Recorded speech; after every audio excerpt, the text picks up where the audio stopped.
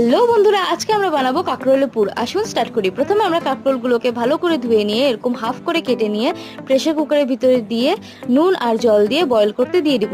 তারপরে আমরা মিক্সির মধ্যে পোস্ত, লঙ্কা আর নুন জল দিয়ে ভালো করে একটা পেস্ট বানিয়ে নেব।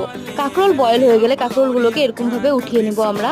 তারপর পোস্ত বাটার মধ্যে বয়েল কাঁকরোলগুলোকে দিয়ে ভালো করে আবারও পেস্ট করে নেব। তারপর কড়াইয়ের মধ্যে তেল গরম করে তার মধ্যে বাদামগুলোকে ভেজে নেব। ওই কড়াইয়ের মধ্যে একটু তেল দিয়ে ওই পোস্ত বাটাগুলোকে দিয়ে হলুদ, নুন দিয়ে, চিনি দিয়ে আবারও ভালো করে নাড়িয়ে চাড়িয়ে ভালো করে ভেজে ভাজা বাদামগুলোকে দিয়ে পুর বানিয়ে নিব।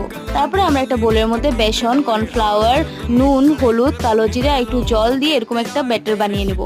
তারপর এক এক করে কাঁকরোলগুলোকে নিয়ে ওই পুরগুলোকে ভিতরে ফিল করে নিব। তারপর কড়াইয়ের মধ্যে একটু তেল দিয়ে আমরা কাঁকরোলগুলোকে ওই ব্যাটারটার মধ্যে ডিপ করে একটা একটা করে ভেজে নেব। ভালো করে ভাজা হয়ে গেলেই সার্ভ করব গরম গরম কাঁকরোলের পুর। আপনারা ট্রাই করবেন আর অবশ্যই কমেন্ট করে জানাবেন।